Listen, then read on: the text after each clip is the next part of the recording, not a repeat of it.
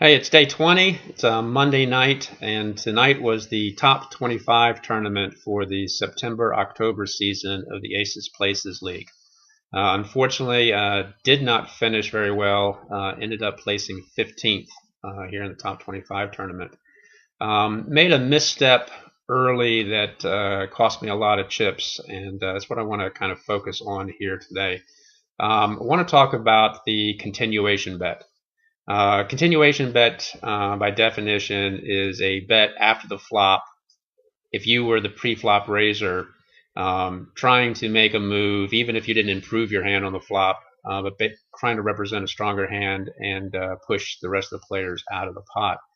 The example here, the blinds are at 100, 200. I'm in the cutoff position. We're playing seven-handed. All three players between the first act and myself limped in for the 200. I look down at ace king suited and I make a raise to 1200. Idea here with ace king is just to take down the pot, pick up the blinds and all these people that limped in. Unfortunately, I got two callers, both called my 1200. Flop comes up 8-7 deuce. Now here's a perfect example of when to use a continuation bet. The idea is that as big as I raised pre-flop, you have to assume the only people that could have called me would have called me with higher cards. It's highly unlikely that anybody would hit an 8-7 deuce flop. It checks around to me.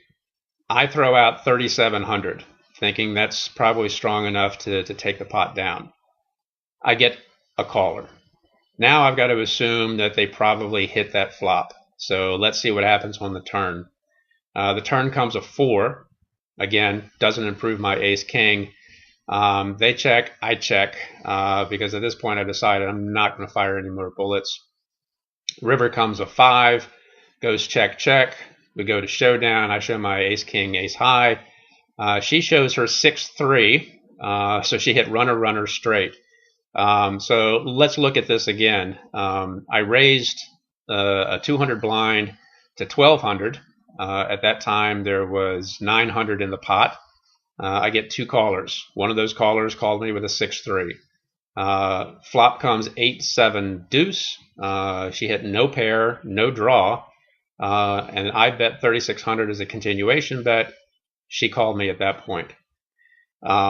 So let's talk about the logic behind the continuation bet. Everything I did was flawless except one thing. You also have to take into consideration reads against the players you're playing. And by that time, I knew that this particular player had literally called every single hand. So when she called my pre-flop raise, the 1200, I had to assume that she's going to call down with anything. So at that point, making the play with the continuation bet was probably not a good idea.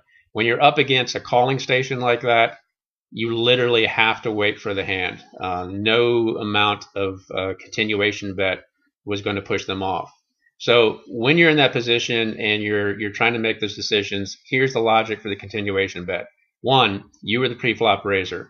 2, your hand didn't improve, but it's unlikely that anybody else hit that flop. 3, bet size. Bet size probably about 2/3 to 3/4 of the size of the pot. And last thing, which I didn't do, take into consideration who you're up against. I was up against a calling station. I called it off. 3,600 on that bet, 1,200 on the pre-flop raise. That's 4,800 in chips. Starting stack for that tournament was 10,000. So I pretty much crippled myself early on. Funny thing is, I got into sort of the same type of situation towards the end. Blinds were up to 400, 800. Had two people who limped in ahead of me. So now there's 2,800 in the pot. I look down at pocket aces. I shove my remaining 6,900 at that time, thinking, again, let's just take this down. I get two people that called my all in. One with an ace 10. Yeah, that was the same calling station that I ran into the last time. And the other caller had pocket sevens. I can somewhat respect that, even though my bet was screaming aces or kings. But some people pocket pair, you're not going to push them off. Flop came 8-8-7. She flopped a boat, so I'm out of the tournament. 2 more days, we'll be playing the top 50 tournament. Hopefully, I can take what I learned here and do a little bit better. So I'll update you then.